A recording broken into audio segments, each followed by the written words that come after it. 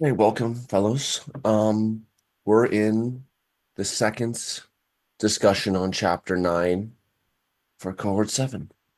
So we could go to any part of chapter 9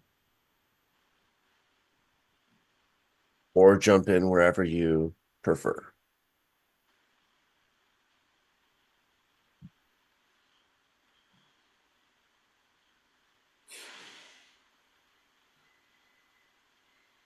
What about the provocative first sentence? Ultimately, the models described in this book are only useful if they can answer scientific questions. Yeah, I liked this whole chapter because of its, uh, well, because of the way that it inverts everything for the sake of applying this to science. I think that it's interesting, the cognizance of it all, to realize like maybe what's been done so far is helpful as a model, but that doesn't really, that's not the same as, let's say, a scientific, I guess, result. And so, but to turn it around and say it is quite impressive if you can do it backwards, so that if you can, if I understood this correctly, if you can suppose that there's this model in a subject or maybe a group of subjects, and then you can, given that supposition, then maybe figure out what the parameters should be, or what the results should be, and then work back to say, okay, well, if these are the results, then what are the initial beliefs, between different participants in a population? And then if you can do that, then it's interesting, oh, that you have but potentially a scientific explanation of how these different individuals in a population differ and why, and to be able to show the helpfulness of the model in as explanatory, and then you can correlate that with other information. So that's what I took from this.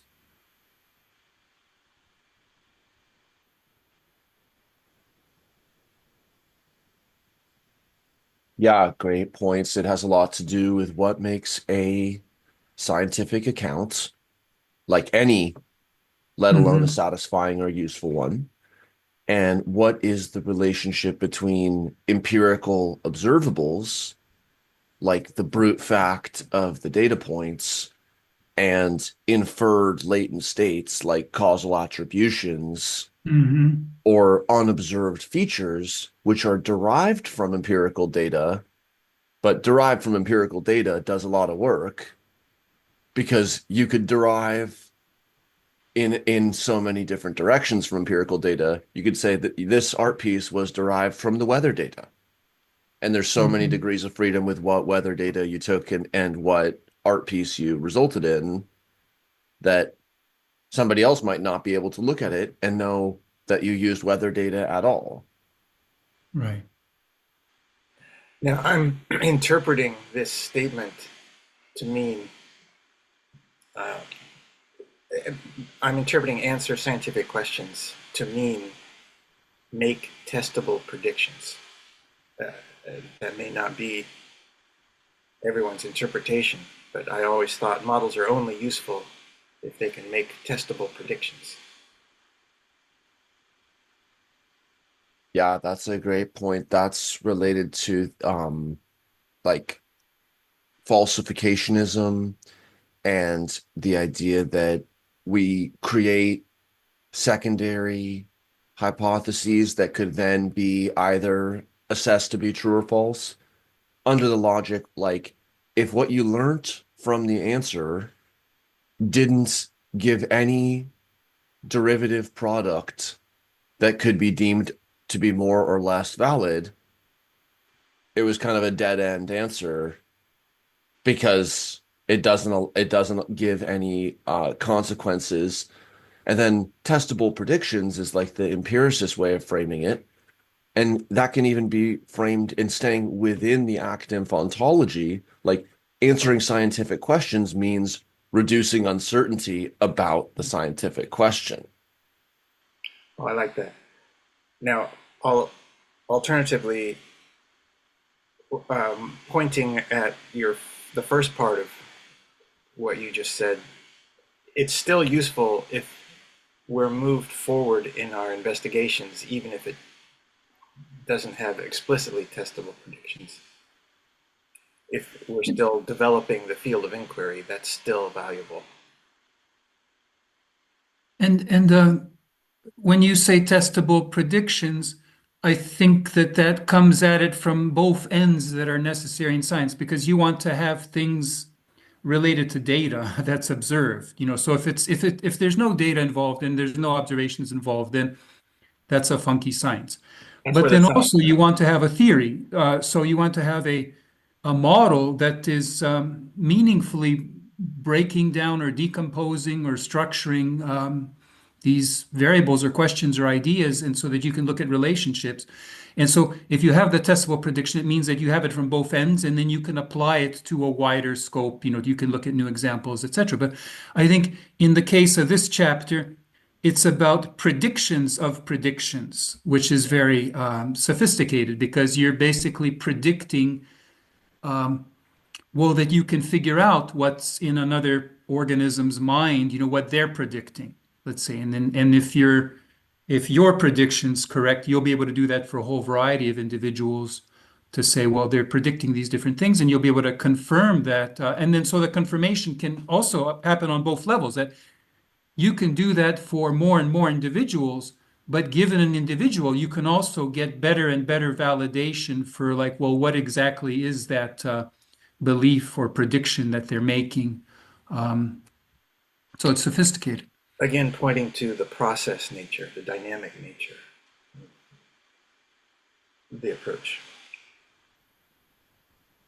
That's Yeah. good. And talking about it this way, with chapter 9 being so grounded with empirical data, it's kind of like the mirror symmetry of the book. Chapter 1 and 10 are like these overview chapters. Chapter 2 is the low road. So Mhm. when we got on that on ramp, it was about building the model and the joint distribution and Bayesian statistics. And now we're kind of exiting on an empirical low road, because it's again reconnecting us back to the observations. Like, this is a setting that's very familiar to a behavioral scientist.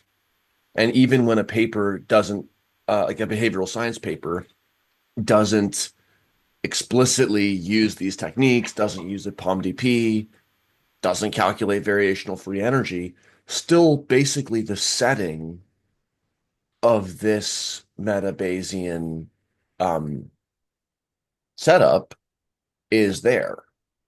Like, here, it's the temperature and the humidity in the laboratory, and the experimenter is playing sequences of videos, or they're presenting symbols on cards, which are observations for the subject. And then they're receiving the action output of the subject.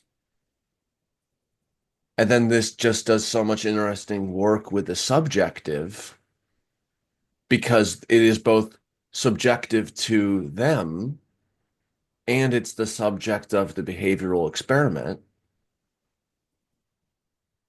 And it's like, this is what a laboratory is like. And then this solid box is like the kind of the veil of unknowing for the behavioral scientist, in terms of they can set up what's in the room, they can pass the stimuli to the subject, and they can observe what comes out with biometrics or with whatever kind of measure. And then what's inside is proposed. So this structure, it is a really parsimonious way to just look at the behavioral scientific setting. And it turns out it has a lot of structural congruence with the metacognitive phenomenology, like an observer observing within an organism. But that goes into a kind of a different direction than this, like, more behavioral laboratory scientific, very practical And this does get really practical.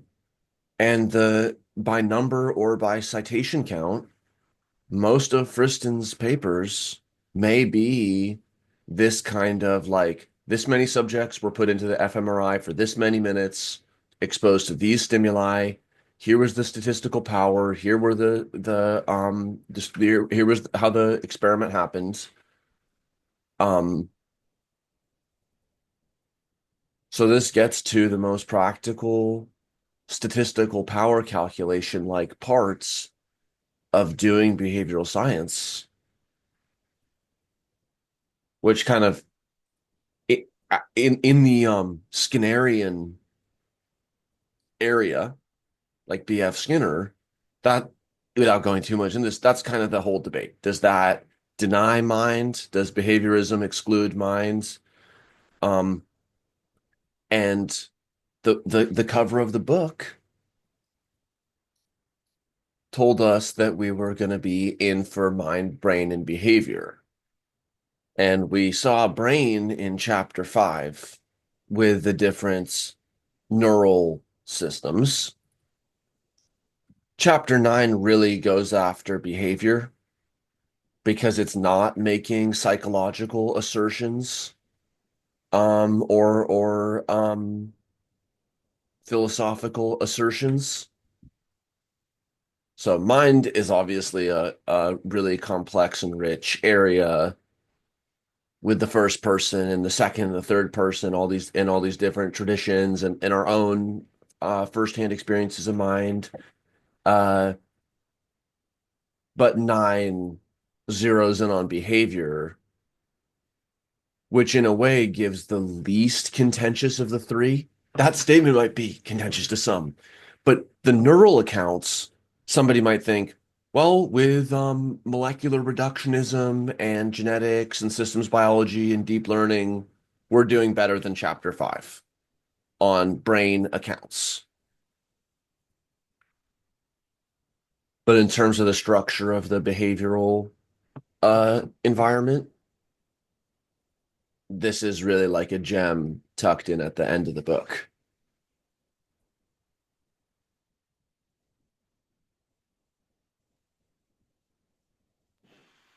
I like that perspective. Uh, there are many traditions that say reality is what happens. That's behavior. Well, and I think for this chapter, I don't know if I'd entirely agree, but maybe I don't understand, but with Daniel, but because a lot of these examples at the end have to do with psychological analyses, like let's say hallucinations, right, or delusions, right? So that's partly behavioral, but that's partly their internal models, right? Like, and I think one of the challenges with these experiments, just thinking about what it would be like to do one, is that with active inference, in its full glory, it has two outcomes. You could be updating your environment or you could be updating your belief. So then if you're doing an experiment, you want to capture that. I think that'd be like the whole glory of it. You have to be on top of two different channels. The external, like the behavior, to be able to record, behavior updated the environment, let's say. But you also want to be able to capture, well, here they updated their belief. So that already is kind of like a double thing. I don't know if Yeah, I'm understanding it. great points and challenging ones. So, yeah, from the first half of the book, we have this two ways to dissipate free energy with update behavior or update belief. Now, from the behavioral researcher's perspective, everything coming out of that box is observed behavior, whether it's an EEG trace, um, or whether it's a self-report, or whether Hmm. it's a motor behavior. So from the outside, everything that we're observing is behavioral, and Hmm. basically everything that is internal is being modeled as a belief. That Hmm. doesn't mean that it's like a propositionally held sentiment, Hmm. but it's being modeled as a Bayesian belief, which undergoes updating. So you're totally right that if we want the full active inference account, we do want to be able to describe both the updating of behavior, but this is the updating of observables. So if we only wanted to describe behavioral updating, we could just do descriptive statistics on sequences of actions.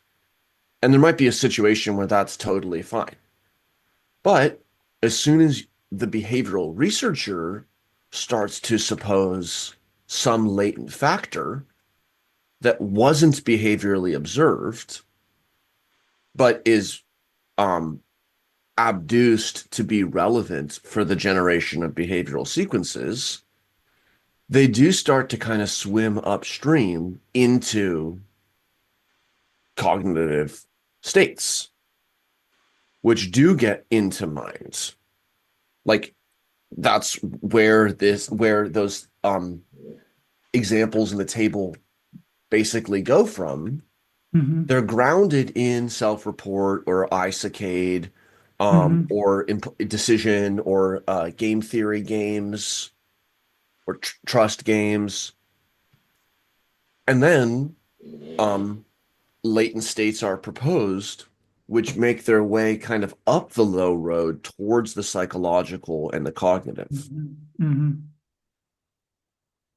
Um, but maybe just to emphasize, like what I think is scientific about this chapter, uh, compared to what we've seen before. Like if somebody comes up with a computer model using active inference principles to explain like how a hand reaches out and manages to gracefully pick up a chess piece and move it, right? Like so that there's this model of how the muscles gracefully relax or tense up, and they do all that. That model is interesting. It could be very slick. It's always impressive, but it's not convincing that that's scientifically, really relevant in a sense, because there could be many kind of slick ways to model that. There could be many biological processes that explain that. But like what this chapter is portraying, I think, or suggesting, it's saying, look, if you have, let's say, a group of individuals and you're able to model their behavior, but then you're able to show, look, some of these individuals are applying a different strategy, they're having different beliefs, they're getting different results, because see, so that's a very discrete difference. You're able to say, like, in these cases, it's one way. In these cases, it's another way. So scientifically, like, that becomes that for somebody like me, that's very convincing that, oh, that may well be the right explanation. Maybe I'm gullible to things like that, but I find that more. Yeah. Yeah. Like, let's just say we do the rat and the T maze, like the chapter Mhm, 7 experiments. mhm, So if we just wanted to say we run 100 mice for 100 replicates each. mhm, So if we just wanted to say, okay, we're making a leaderboard, which one mhm, got the highest percentages? mhm, We just have that raw data tabulatable mhm, from description. Or if we wanted to say, just a simple correlation between the temperature in the room and the success rate, which mice mhm, did better when it was hot? These are mhm, still basically, you take two observables, we have the observable temperature, observable successes, and we just basically, mhm. there's our answer. So that sort of doesn't appeal to any latent variables. But then, Right. like you're saying, if we were going to want to go beyond, so then we said, well, how likely do we feel that the leaderboard would be the same on the next Mhm, replicates, or if the conditions changed, or we want to study transfer learning into a different setting? mhm, But that's where, I mean, why go through all this work of specifying a generative model with cognitive states, doing model mhm, inversion to get error bars on unobservables, when if we just have the observables, let's just tabulate them? mhm, And so again, that goes to sort of the depth and type of scientific account that one seeks. If we just want to summarize observables, this whole apparatus could be overkill. Like if we were right. just trying to say, we just want to know which cars are breaking the speed limit. It's just like, okay, it's going over the speed limit. Boom. There's the rule-based observable. Hmm. But if you wanted to say, we want to be inferring something about the attention level or the cognitive state of drivers, Hmm. and maybe want to have one model that's just speed, one is just speed and exposition or something like, and they have all whole portfolios of models, portfolios of cognitive states, noisy or patchy data. So it's a much more flexible modeling situation Hmm.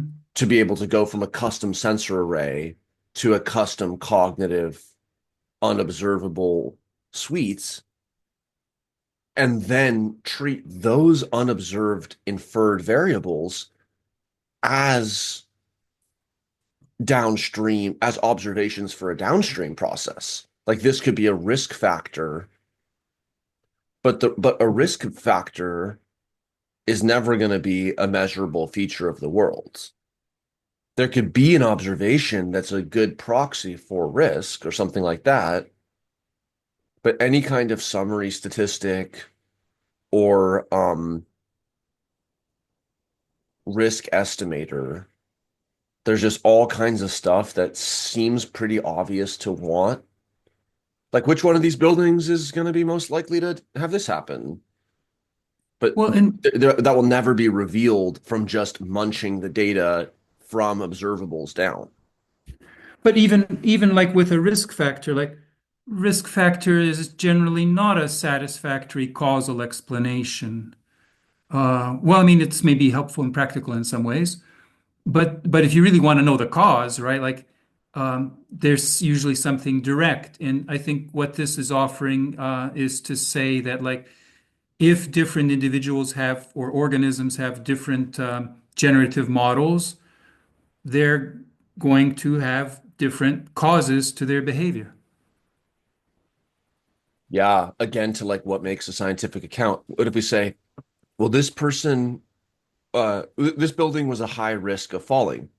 Hmm. Or why did it fall? It had a high risk of falling.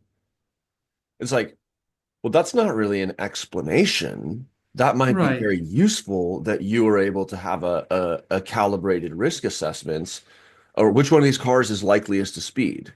So that gets into testable, useful hypotheses, but it's kind of like that's a account in the investigator's minds, a utility-oriented account, but that's not even being proposed to be an actual natural account of like why the building fell, Right. which might relate to like the total gravitational load and like the supportive ability or Yeah. something like that. But that starts, The yeah, design and the materials, right? Also, Andreas, I think you point to why active inference crops up in so much of the embodied and active mind literature. Hmm. Whether the internal models are updated or an action is the is what's being updated. They can't be separated. They they interact with each other. yeah, like the moot or the trivial system is just behavioral. So then there's no need to abduce a latent state. So it's kind of like it can't update beliefs. It can only update its action. Yeah, but once you start getting into anything, um, another important piece is the uh, introduction of the Bayesian approach. So if Hmm. we go out, we do the mice studies and like 75% of them succeed. And you say, well, what's your best estimate on mice succeeding? Not how many mice succeeded in your experiment, but what is your best Hmm. estimate on mice succeeding in this if you were to run it next week, or if you were to have another Hmm. student run it or something like that? The frequentist answer is 75. You know, we flipped the coin Hmm. 75 100 times, we got 75 heads, so our best estimate is 75. And that's like the maximum likelihood estimator. Whereas with Bayesian statistics, we might have like a meta-analysis of similar studies Hmm. and say, like, we have a pretty strong belief that it's about 50%. So then on a given day, when we get a run and it gets 75, with attention, full attention to the experimental results, we could say we now believe that it is 75. We believe the situation is rapidly changing and that Hmm. now mice solve it 75% of the time. Or and say this is just this many sigma, it's a 3 sigma event. 1 in 700 times we expect to see that. We have now Hmm. seen it 1 in 700 times, and we're not updating from 0.5 at all. Hmm. Or it could be anywhere in between with like, yep, now our best posterior estimate is 52%. So that's the part of this whole work of specifying the Bayes graph and doing this bidirectionality of like generating synthetic data or receiving empirical data is so that we can explicitly include a prior belief term because the munch the description, munch the data style, describe the observations, you don't really get a chance to include your prior. Whereas Bayesian statistics is basically just including your prior as an observable Hmm. for the analyst. And then making choices about how much to weight the prior versus the data coming in, Hmm. which again is that kind of reflexive element because it's like, oh yeah, how precision weighting on how much to do prior updating given the observation is the Bayesian statistics question. Hmm. And descriptive statistics lends itself, not to weld things together too tightly, but that lends itself to the p-value accept or reject falsification. Hmm.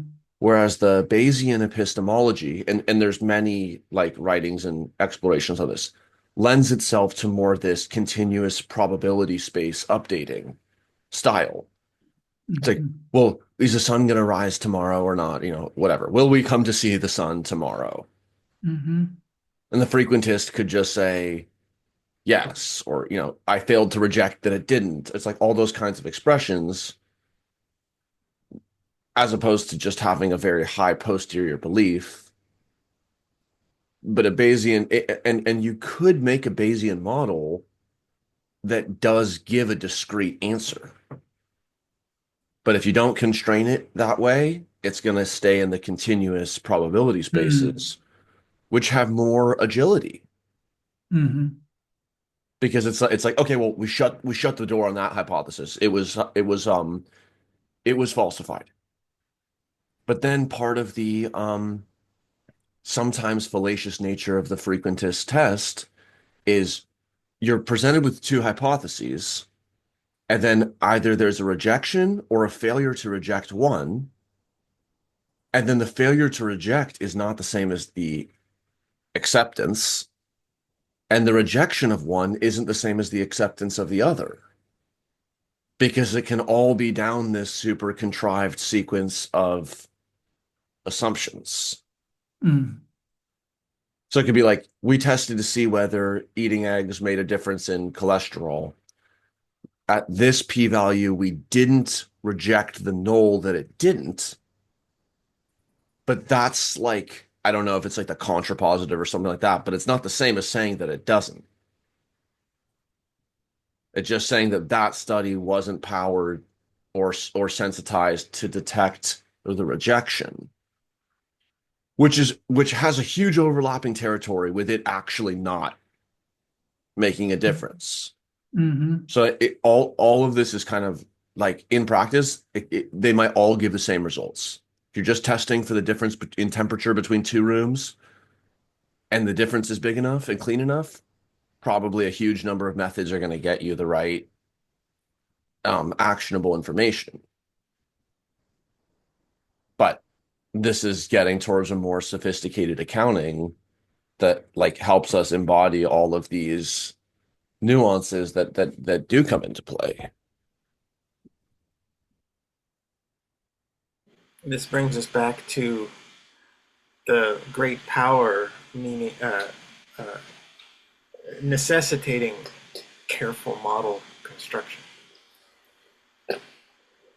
Uh, Sort of like in our other session, it'd be worthwhile I'm looking for a course on modeling, the philosophy of models.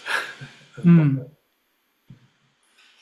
Well, I would talk about the model I'm thinking of. That's this chapter kind of provoked me to think about because I like to model human experience. I've been working on that for decades, and so our active inference is attractive. And and so active inference is quite universal, but maybe not completely. So an example of the type of problem I thought I would do, I would like to know what are the languages by which for a human being things come to matter, or let's say a language for how does meaning arise, or how does a person believe like an event happened. I think that there's maybe some basic cognitive languages for that. So I needed data for that. So the data I thought I would study is triangle geometry.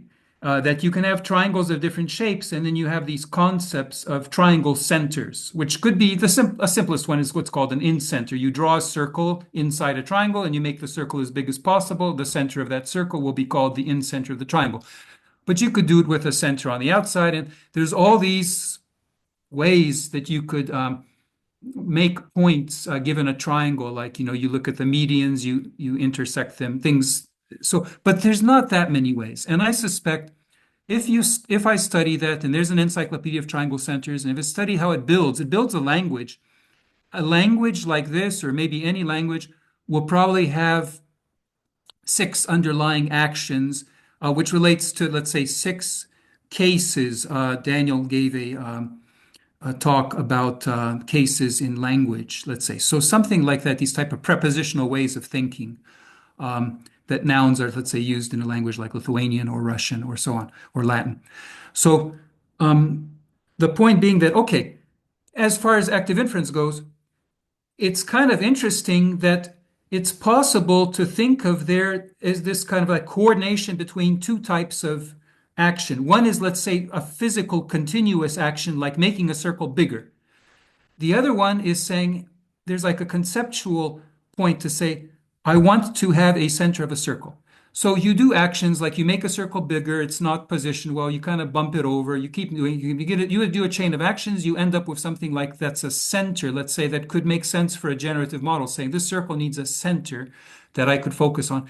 And maybe you can redo it for different triangle shapes and do different types of triangle symbols. You get this whole kind of activity for language. The problem with that, based on this chapter, is that, yeah, but is that ever going to be science? You see, like, is that ever going to solve a scientific issue? Because you're just studying, these triangles. It's not, in a certain sense, it's not really data from the real world in terms of experimental data. On the other hand, it kind of is because you have this whole, encyclopedia of triangle centers people came up with. What does active inference say about an encyclopedia like that? Like how to make sense of it? Like, so if there was a modeling language or approach that could go into that data and say, hey, this is this is what to do to understand it as a language. Now, so the one thing I wanted to just conclude with is that what this chapter got me thinking, though, is that in order to make it to the next level where it's kind of more observable or it's more meaningful, you kind of need the system or the game to maybe like be communicating with another individual. So, like, let's say there's two people playing this game of the triangle, or maybe like, you're just communicating with yourself, you're replaying, you're trying to get good at this. You're trying to make sense of, what is a triangle? What helps me understand triangles? See, so when you model that and how those games are related, and I think the reason being that, like in the science of this, what's impressive is when you have two different people with two different generative models and they get different behavior. So if you can do that in a single person, like with this type of game, saying, well, you can go into different modes or have different beliefs, or they can change, or you can do that in communicating with somebody else, then I think that becomes the kind of thing we're trying to be able to model. Yeah, very interesting. Yeah, Stephen, please. I think that's the essence of the human mind, that there are two generative models that are compared with each other. Mm-hmm. There's an online sensory input, and then there's the internal representation of that sensory input. and those get compared with each other.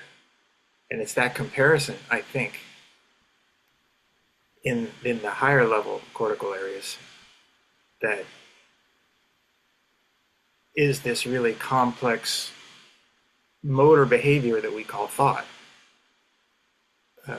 sense of self and motivation. I wonder, so there's that. I wanted to ask if you were using meaning in the sense of concept, like the formation of meaning is the formation of concepts. I think there's a whole literature in what concepts are. Well, of course, there's a literature in what meaning is also, but I'm always approaching this from the standpoint of the actual architecture of the brain and the body, and how this is implemented.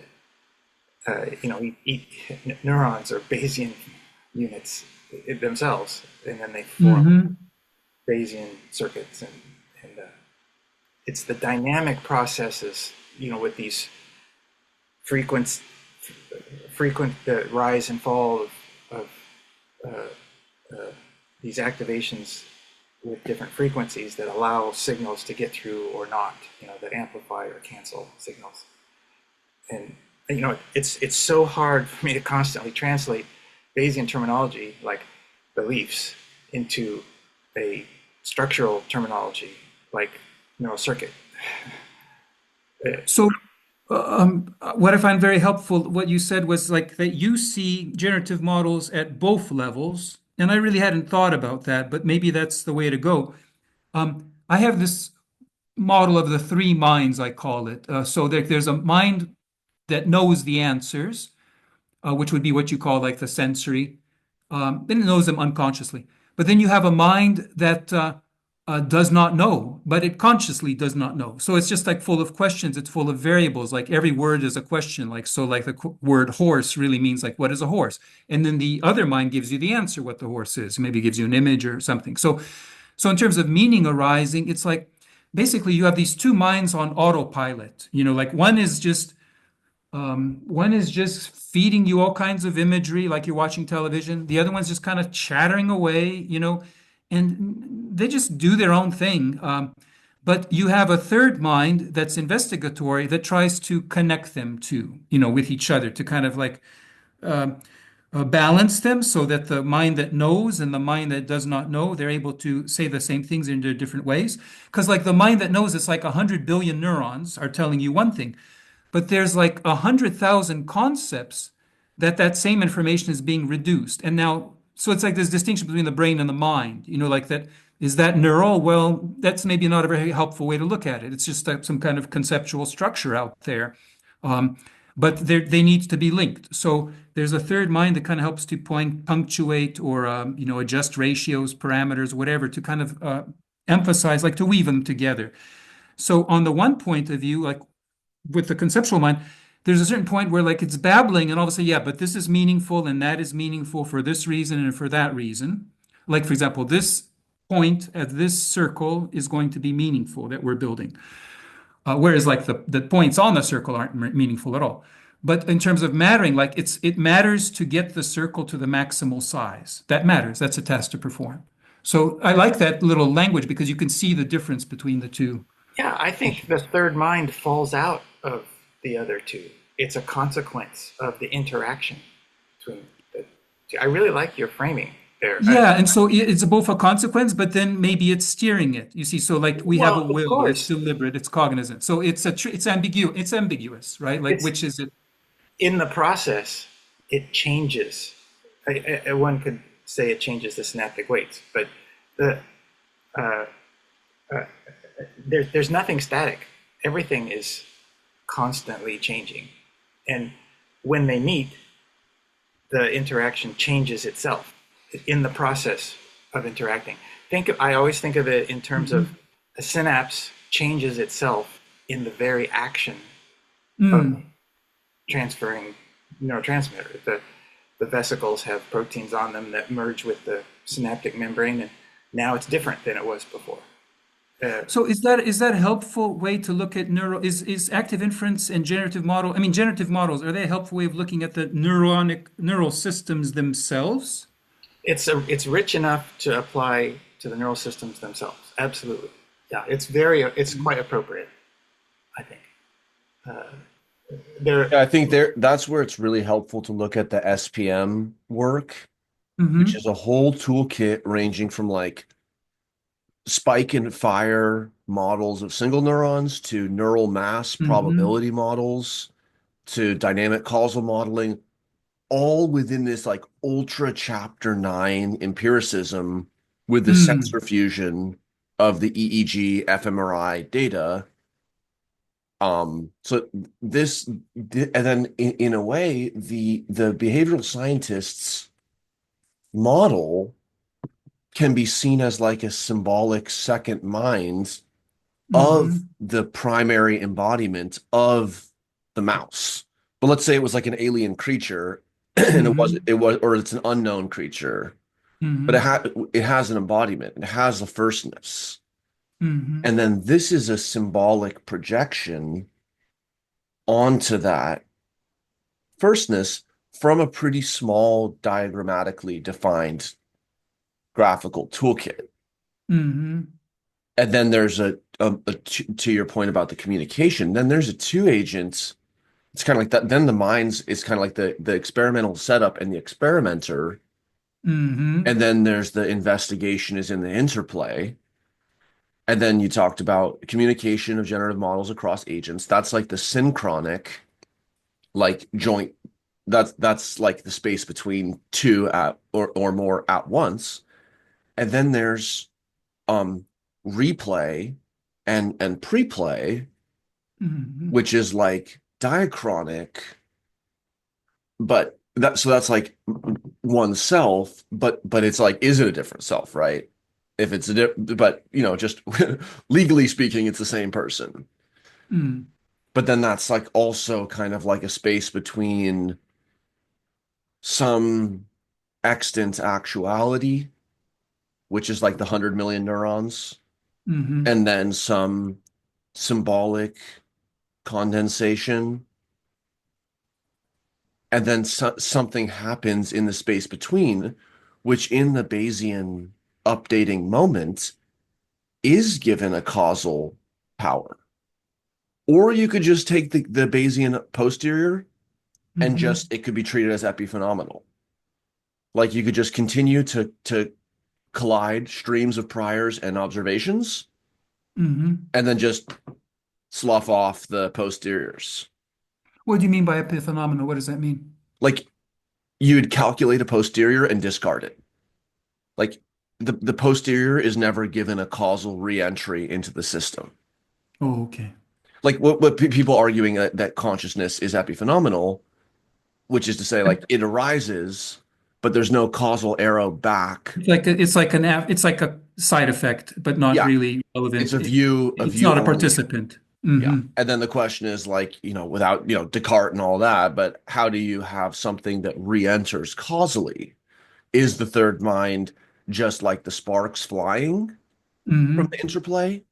But do those sparks, can they, or, if, whether it's at all those things do they re-enter to modify either neural activity or symbolic activity?